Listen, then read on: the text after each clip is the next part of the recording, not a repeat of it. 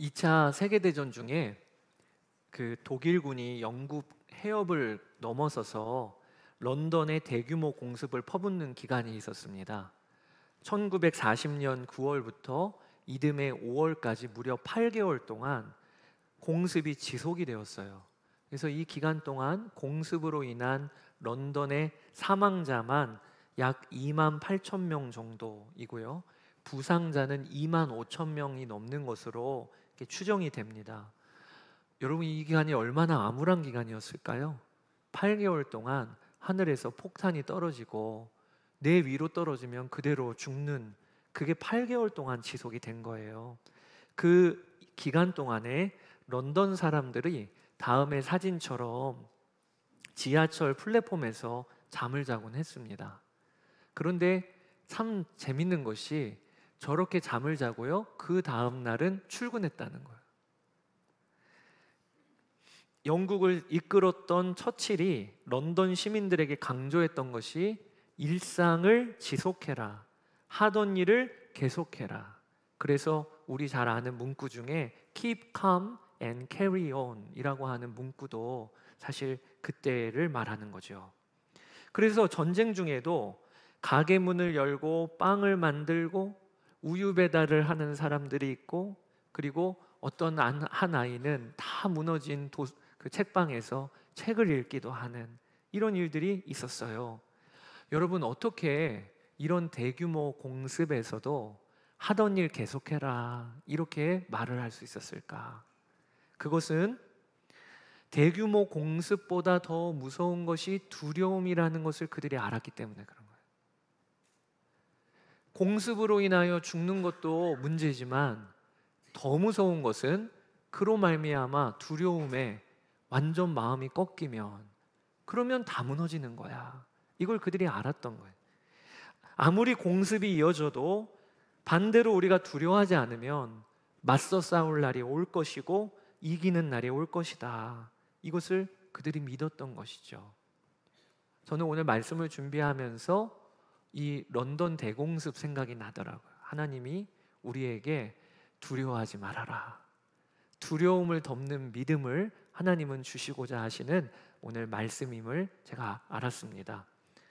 미국 상원의 채플린을 지낸 로이드 존 오길비라는 목사님이 계신데요, 이 목사님이 성경에서 하나님이 우리에게 두려워하지 말라라고 하신 말씀이 총 366번이 나온다, 그런 이야기를 하셨어요.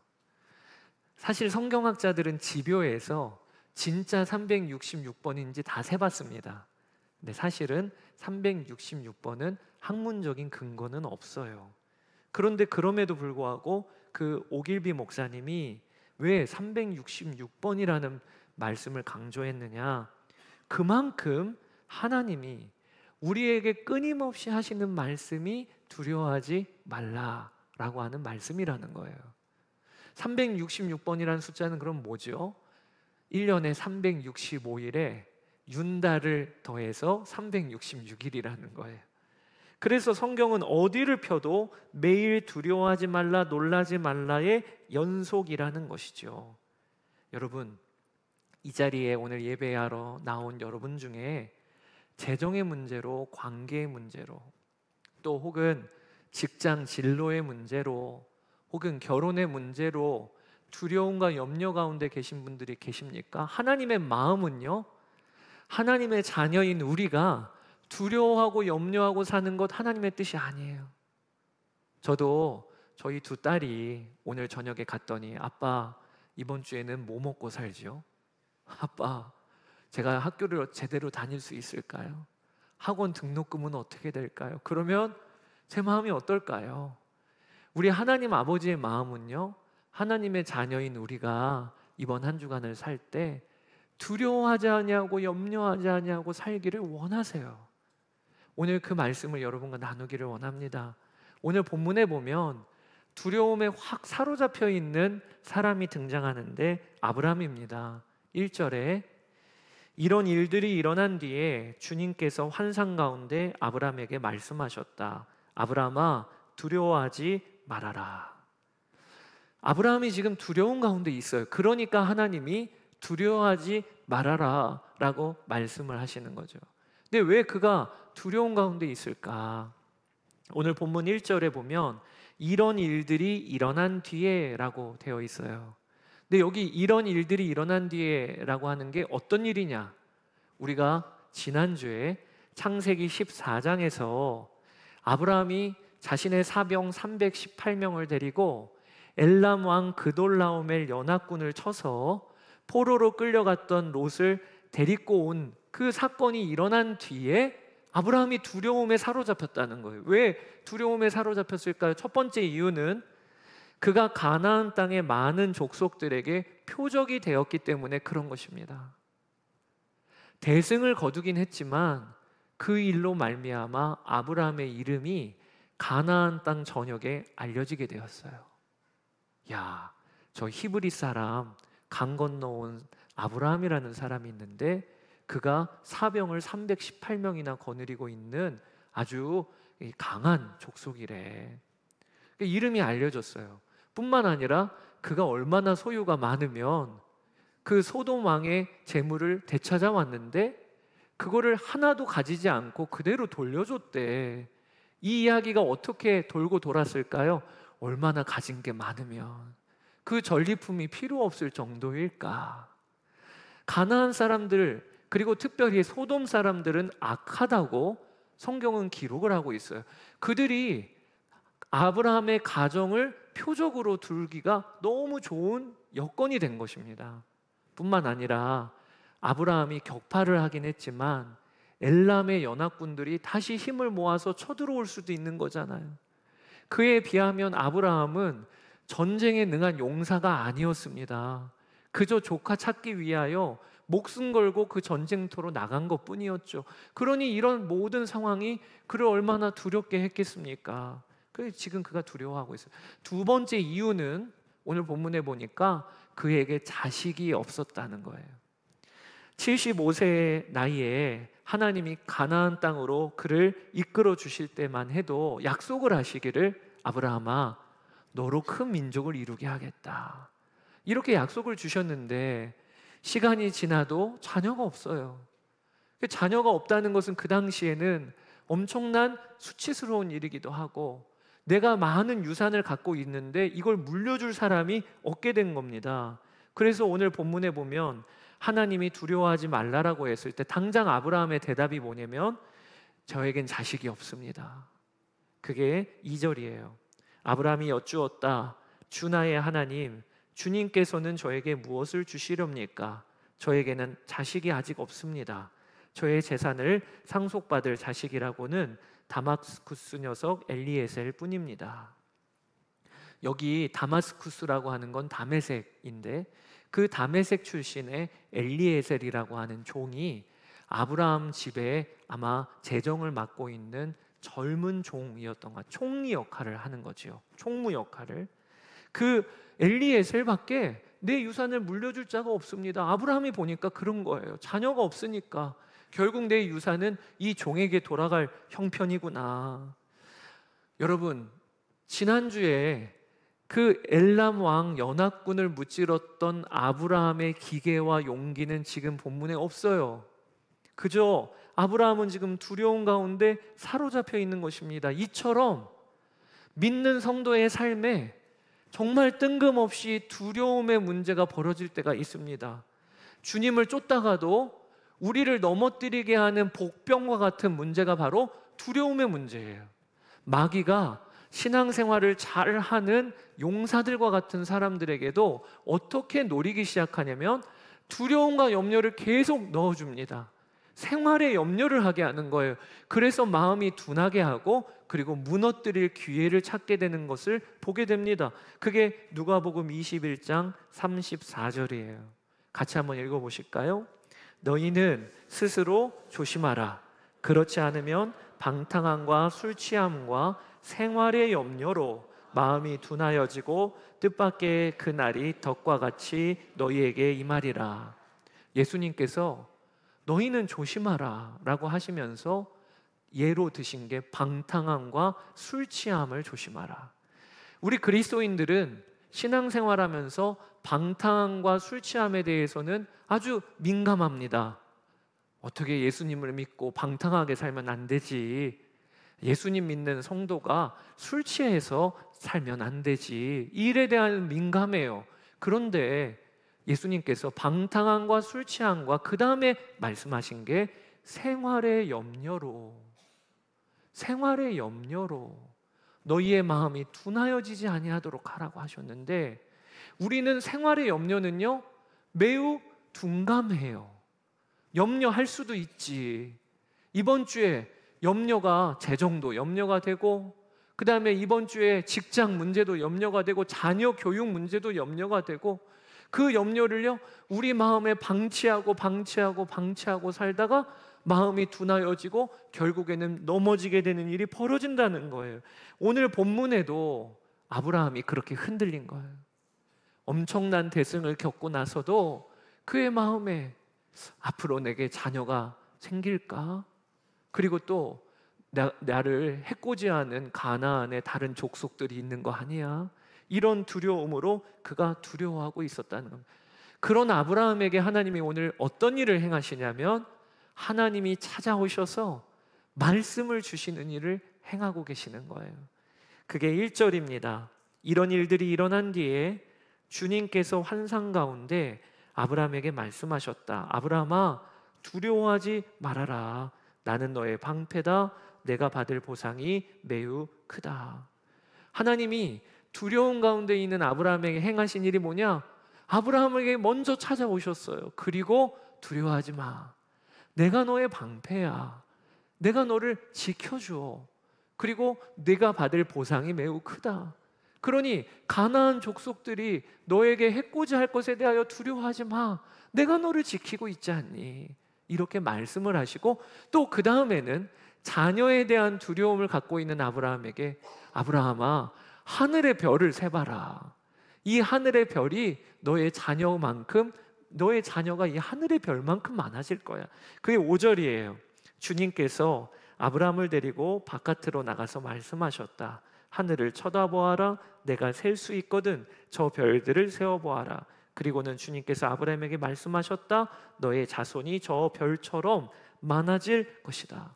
여러분, 두려움 가운데 있는 아브라함에게 하나님이 어떻게 행하셨죠? 먼저 찾아가셔서, 그리고 아브라함에게 말씀을 주셨어요. 내가 너의 방패야. 두려워하지 마. 그런데 이 일은요, 오늘 예배드리는 우리에게도 그대로 하나님이 행하고 계시는 일입니다. 오늘 이 예배의 자리에 우리가 선택해서 온 것 같지만 사실 하나님이 우리를 선택해서 이 자리에 온 거예요. 우리가 하나님을 찾는 것 같지만 사실 하나님이 먼저 우리를 찾으셨기 때문에 오늘 이 자리에 우리가 온 거예요. 그리고 하나님은 오늘 우리에게 동일하게 말씀하십니다. 내가 너의 방패야. 요즘에 저희 여호수아 성경 한 장 하는데, 여호수아 성경 한 장 하면서 제일 많이 읽으신 말씀이 뭔가요? 두려워하지 말라. 놀라지 말라. 내가 이미 이 땅을 너에게 주었다. 사랑하는 여러분, 그러니까 하나님은 오늘 우리에게도 동일하게 말씀하신다니까요. 내가 너의 방패야. 두려워하지 말아라. 그런데 아주 중요한 게 있어요. 하나님이 우리를 찾아오신 것도 아브라함과 동일하고, 말씀도 두려워하지 말라는 말씀이 동일하지만, 아브라함이 이 말씀을 어떻게 취했냐? 믿음으로 이 말씀을 취했다는 거예요. 그것이 오늘 6절이에요. 아브라함이 주님을 믿으니 주님께서는 아브라함의 그런 믿음을 의로 여기셨다. 오늘 본문이 1절 시작할 때는 두려움에 아브라함이 사로잡혀 있었는데 6절에서는 그가 의로운 자라고 하나님이 인정해 주셨다. 아니, 어떻게 이런 변화가 있을 수 있는가? 그 사이에는요, 아브라함이 믿음으로 하나님의 말씀을 취한 것에 그 역사가 일어난 거예요. 여러분, 믿음은요, 하나님으로부터 오는 모든 좋은 것들을 받는 통로입니다. 아무리 하나님의 약속이 크고 위대해도 우리가 그것을 믿음으로 취하지 아니하면 누리지를 못해요. 그래서 오늘 저는 여러분들에게 두려움을 덮는 믿음이 하나님이 오늘 우리에게 주시고자 하는 것이고, 여러분들도 그 믿음을 취하시게 되기를 축복합니다. 믿음은요, 자라나는 것이고, 믿음은 우리 가운데 하나님이 부어주시는 거예요. 그러면 어떻게 이 믿음이 자라고 믿음을 갖게 되느냐? 오늘 그것을 여러분과 세 가지로 나누기를 원합니다. 지식, 인정, 신뢰예요. 지식, 인정, 신뢰.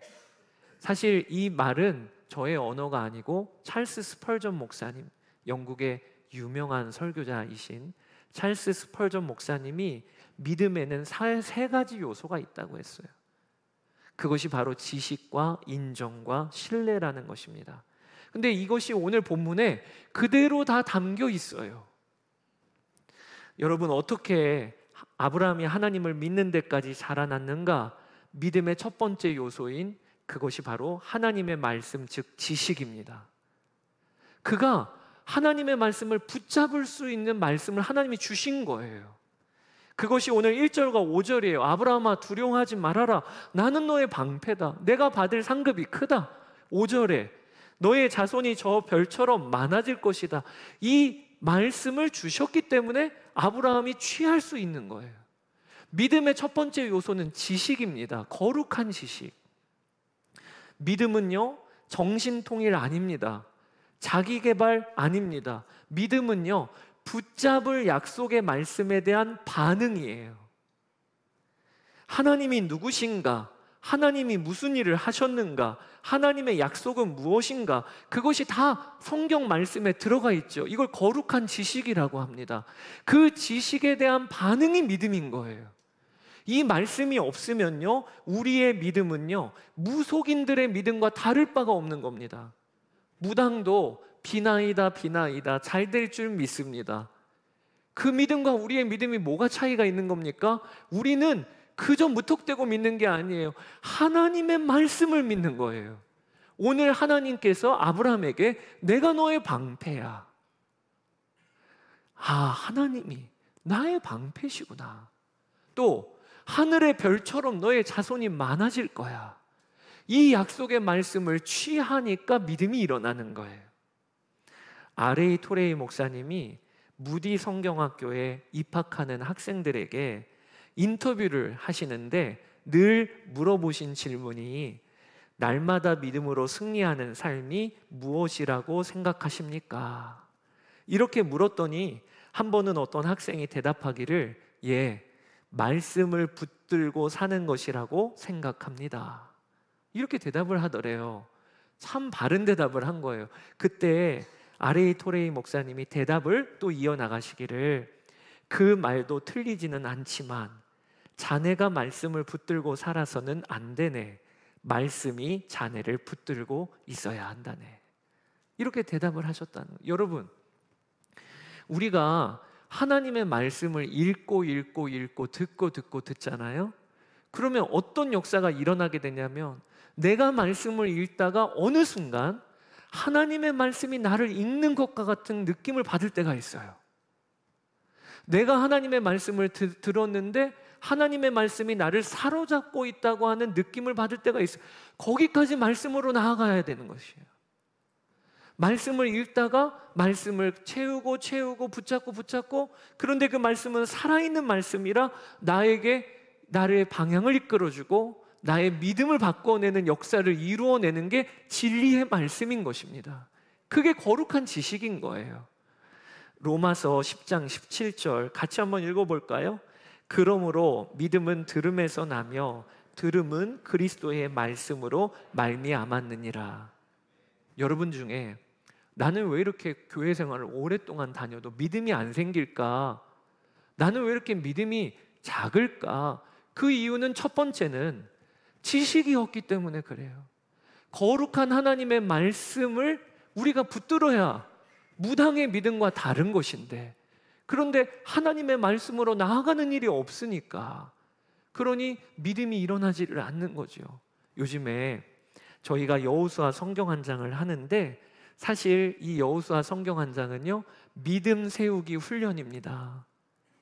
이렇게 목표를 두지 마세요. 24일 완주할 거야. 그렇게 끝나면 안 됩니다.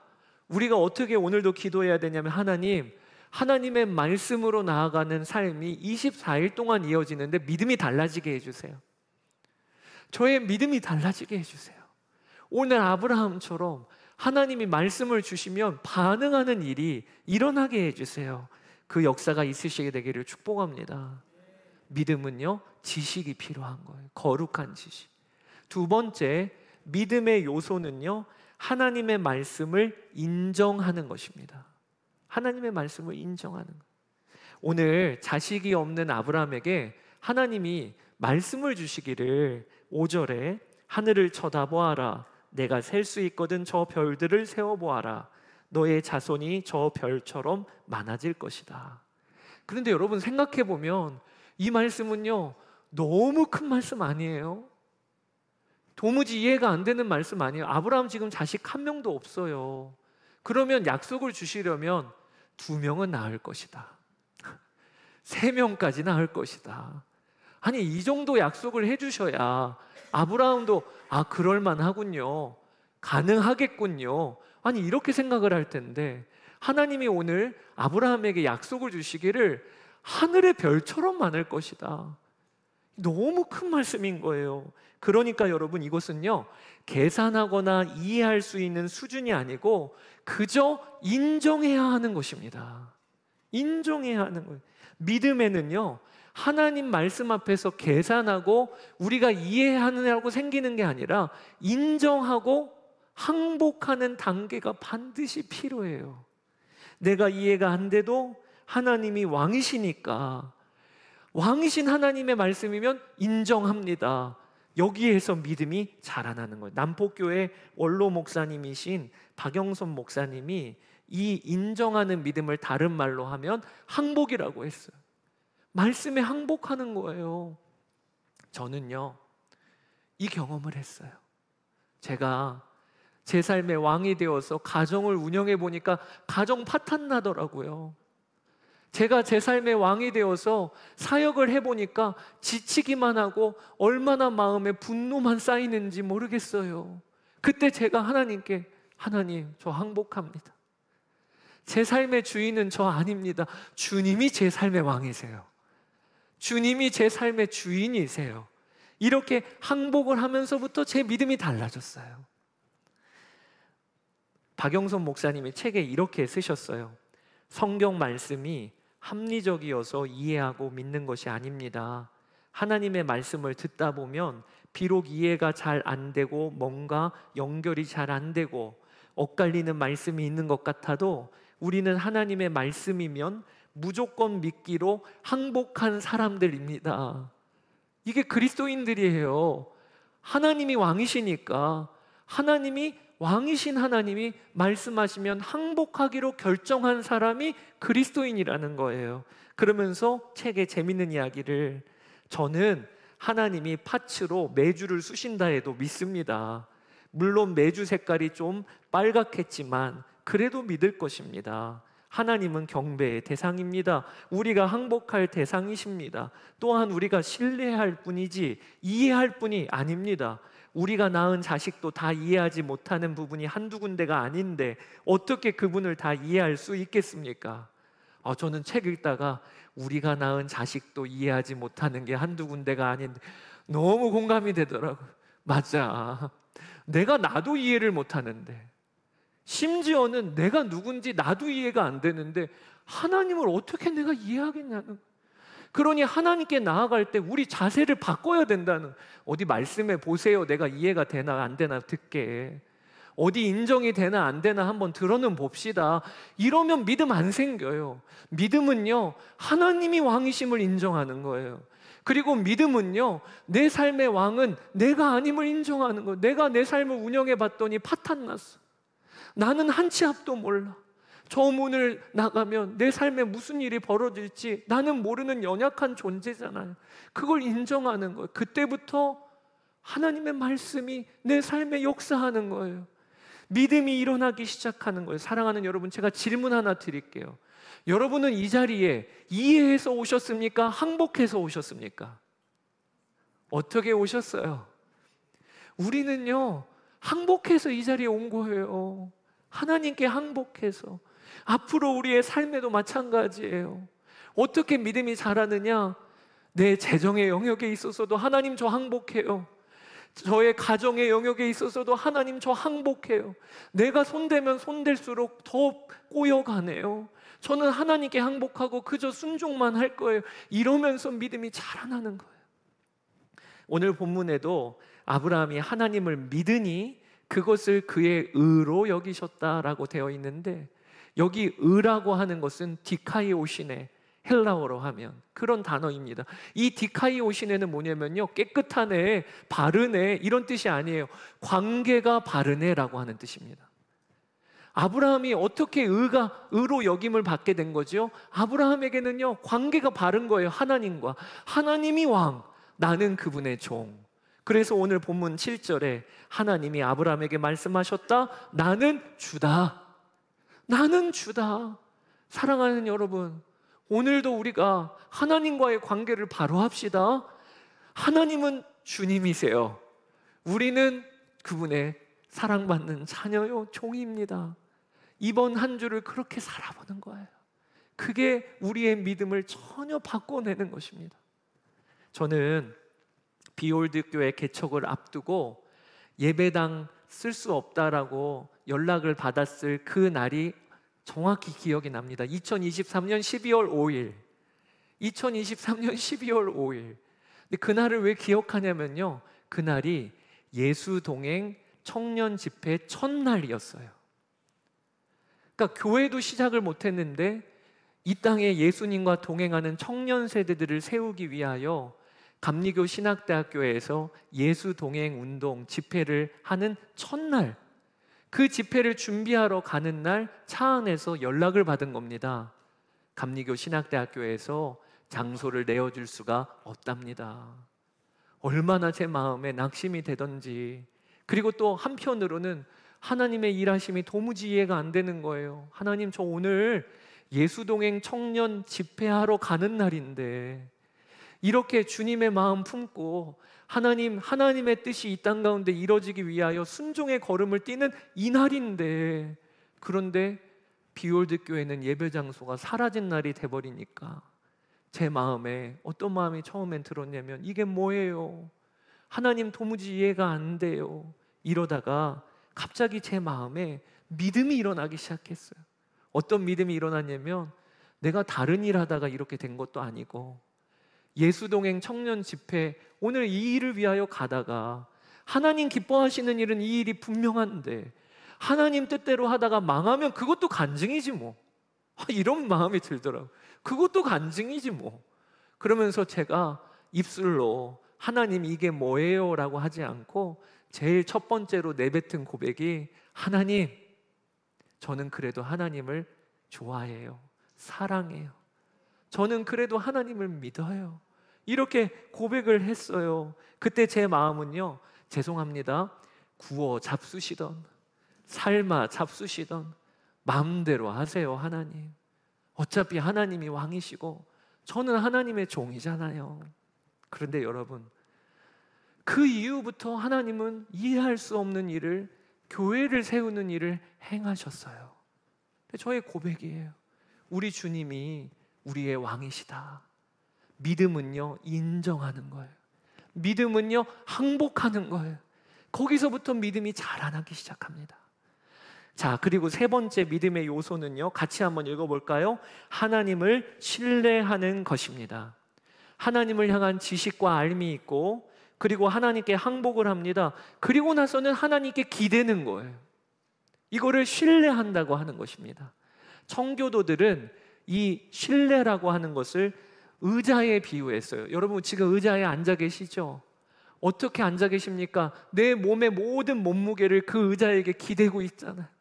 그 의자에게 내 삶을 완전히 지금 던져 있는 거예요. 그래서 우리가 지금 의자에 앉아 있는 것이듯이, 신뢰는 뭐냐?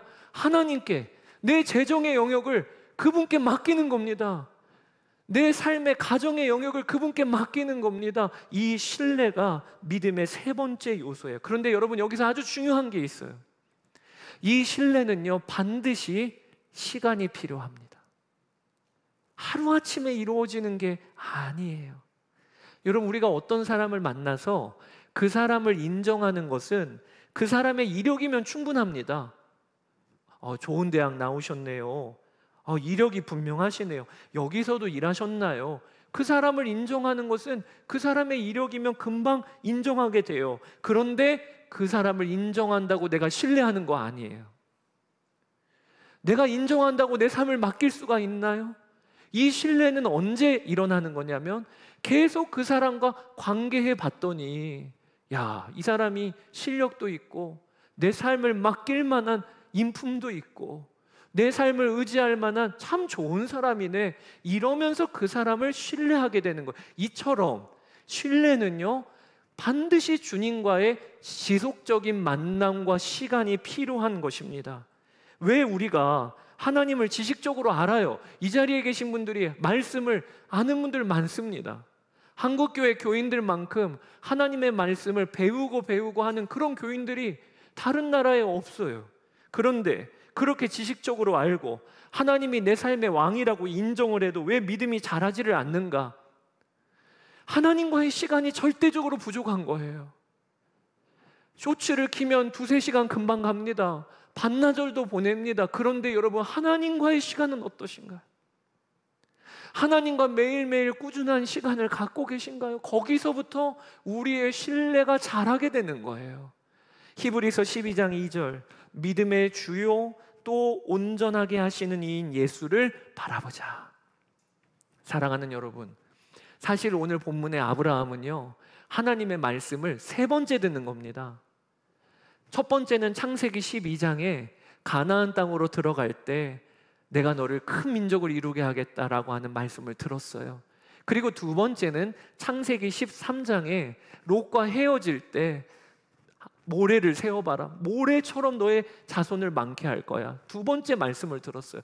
그리고 오늘 세 번째, 하늘의 별처럼 많게 할 것이라, 세 번째 말씀을 들었는데, 이전까지는요, 아브라함이 하나님을 믿으니라고 하는 말씀이 없었어요.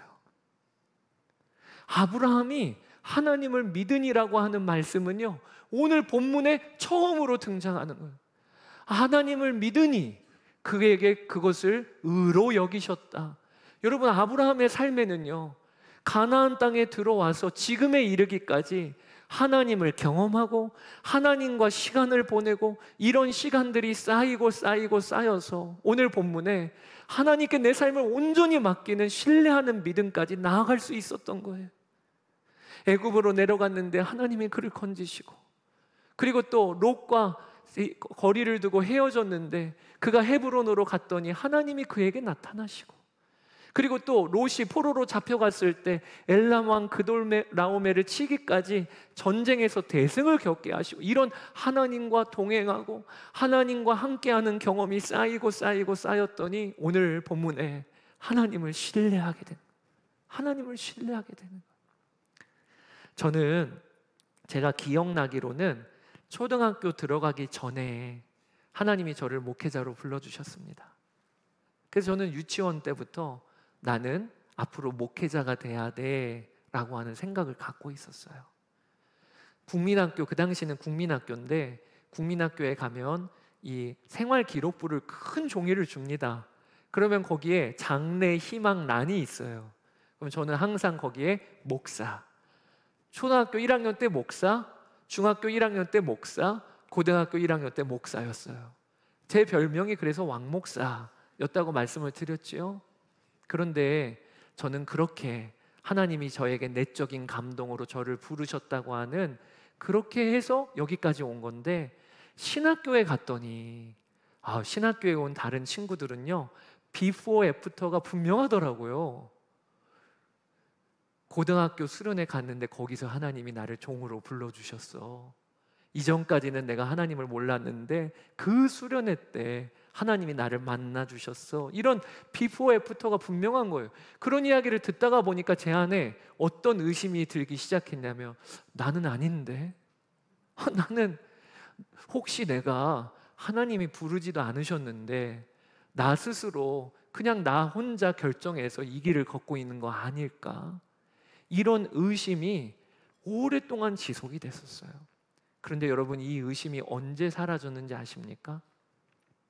2012년부터 예수동행일기 쓰면서, 이전에는 제가 신앙생활에도 그저 열심히만 하는 것, 그게 저의 신앙생활이었는데 예수동행일기 쓰면서부터 아니야, 주님이 나와 함께 계셔, 주님이 내 삶에 떠나지 아니하셔, 이걸 믿고 매일매일 점검하는 이 일이 꾸준히 하루, 1년, 그리고 지금 10년이 넘도록, 제가 동행일기를 쓴 걸 보니까 지금 4,500회가 넘더라고요. 이렇게 매일매일 주님과 동행하고 주님을 바라보며 살면서 어느새 제 믿음이 바뀌었어요. 어떻게 바뀌었냐? 하나님이 저를 불러주셨어요. 저를 종으로 세워주셨어요. 어떻게 이런 믿음이 생겼냐? 주님이 나와 함께 계신데, 나와 함께 계시는 주님이 나를 이 자리까지 인도해 주셨거늘, 그러면 이 자리가 어찌 하나님이 실수하신 자리겠어요? 사랑하는 여러분, 여러분들도 마찬가지예요. 여러분들이 있는 자리에서 불평하고 원망할 일이 아니에요. 주님이 나와 함께 계시다니까요. 그렇기 때문에 여러분, 어렵고 힘든 고난의 터널을 통과하고 있다 하더라도 여러분, 이렇게 담대하게 선포하세요. 하나님이 나로 하여금 배울 게 있게 하시려고, 하나님이 나로 하여금 훈련시키시고 반드시 이끌어 주시려고 나를 지금 이 자리에 두셨다, 나를 이 자리에 이끌어 가신다. 여러분, 하나님은요, 우리 인생 망하게 하시는 분 아니세요. 우리 인생을 허투루 쓰시는 분이 아니세요. 내가 나를 사랑하긴 것, 비교할 것 없이 하나님은 나보다 내 인생을 더 아끼세요. 그 하나님이 나를 이 자리에 두셨다면 정확히 지금 있는 이 자리는 하나님이 보내신 자리이죠. 이렇게 믿고 나아가는 겁니다. 하나님을 신뢰하세요. 하나님께 여러분들의 삶을 한번 드려보세요. 재정의 영역, 자녀의 영역, 가정의 영역. 그러면 하나님은요, 우리 인생을 가장 최고의 길로 인도하십니다. 오늘 아브라함이 그렇게 한 거예요. 아브라함이 그렇게 한 거예요. 오늘도 우리가 그렇게 하나님께 반응하시게 되기를 주의 이름으로 축복합니다. 오늘 말씀을 정리합니다. 믿음은요, 3가지 요소가 있는 거예요. 거룩한 지식. 여러분, 말씀을 가까이 하세요. 말씀을 붙드는 삶을 포기하지 마세요. 그리고 2번째, 믿음은요, 인정하는 거예요. 하나님이 왕이세요. 그리고 3번째, 믿음은 신뢰인데, 신뢰는 시간이 반드시 필요한 거예요. 어제 오늘 비교하고 낙심하지 마세요. 예수 동행의 삶 포기하지 마세요. 그렇게 걷고 걷다 보면 우리 안에 신뢰하는 믿음이 일어나게 됩니다. 그렇게 되시기를 주의 이름으로 축복합니다. 오늘 말씀 붙잡고 찬양하기를 원하는데요, 이 찬양이 떠올랐어요. 여러분 중에 정말 내 앞에 폭풍우가 치고 파도가 가로막고 있는 분들이 계시다면, 하나님 오늘 다른 게 아니라 두려움을 덮는 믿음을 제안해 주셔서 믿음으로 하나님 이기게 하여 주십시오. 아무리 폭풍우가 쳐도 제 마음은 믿음으로 말미암아 평안하게 하여 주시옵소서. 그러면 반드시 그 폭풍우를 헤치고 승리하는 날이 오게 될 것입니다. 이 믿음이 오늘 우리 가운데 부어지게 되기를 원합니다. 이 시간 함께 찬양하고 기도합시다. 나는 믿네. 찬양합시다. 내게 허락하신 시련을 통해 나의 믿음 더욱 강하게 자라나고, 험한 산과 골짜기 지나는 동안 주께 더 가까이 나를 이끄시네. 내가 겪는 시험이 어렵고 힘겨워도 내 주님보다 크지 않네. 내 앞에 바다가 갈라지지 않으며 주가 나로 바다 위 걷게 하리. 나는 믿네.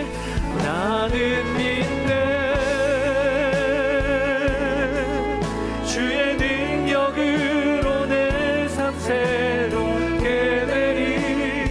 나는 믿네.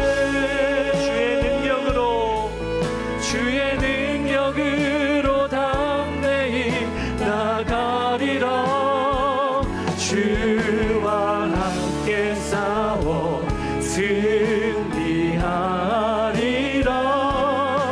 날마다 믿음으로 나 살아가리. 한 번 더 고백합시다. 내게 허락하신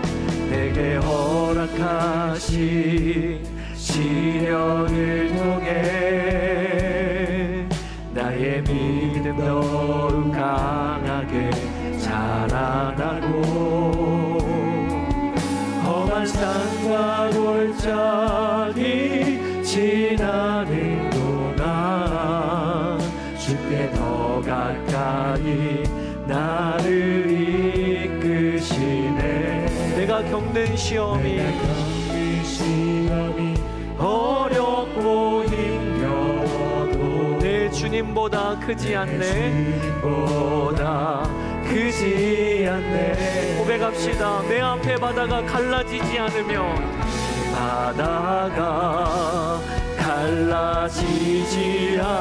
주가 나로 바다 위 걷게 하리. 우리 손을 들고 찬양합시다. 나는 믿네.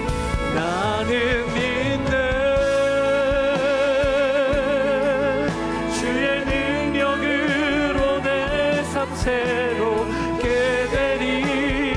나는 믿네.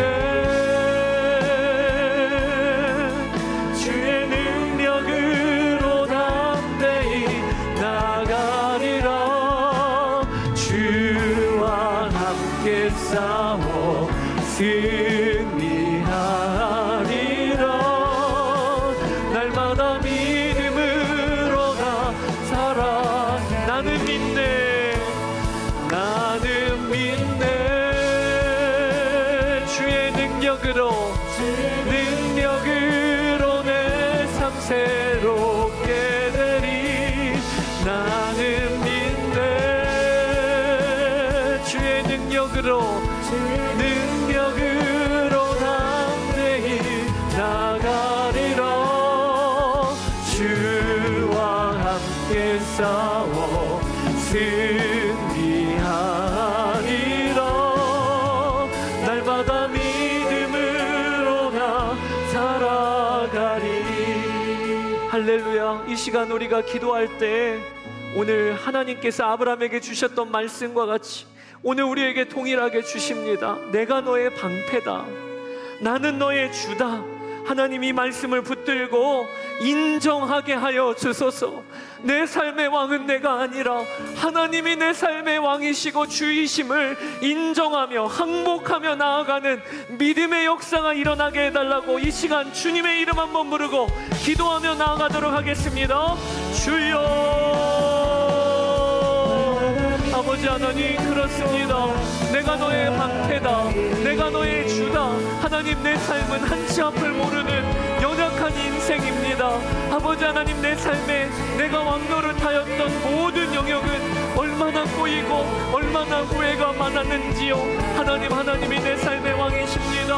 하나님이 내 삶의 주님이십니다. 아버지 하나님, 오늘도 예배 자리에 나와 아버지 하나님 결단하며 나아가는 모든 성도들에게 아버지 하나님 이 시간에 믿음의 역사를 주소서.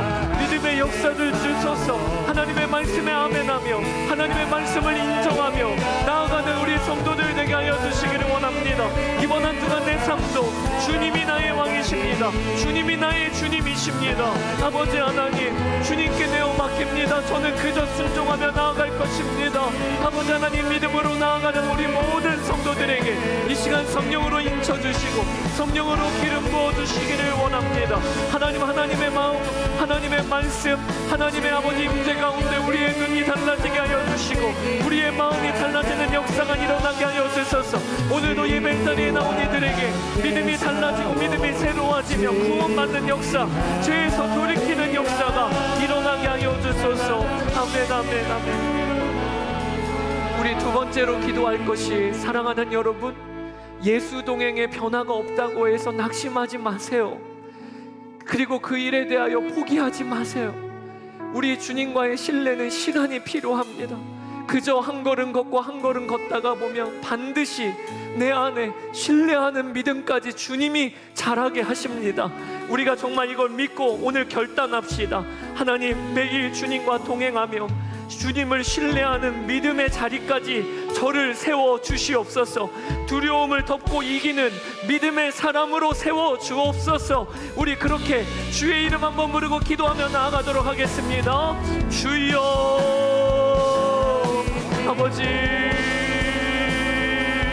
아버지 하나님, 그렇습니다. 하나님, 우리가 아버지 하나님 날마다 주와 동행하는 삶, 하나님 날마다 주님과 교제하는 삶, 주님의 얼굴을 바라보며 주님과 아버지 하나님 시간을 보내는 삶을 포기하지 아니하게 되기를 원합니다. 아버지 하나님, 이 삶을 우리가 끝까지 걸어 나가게 되기를 원합니다.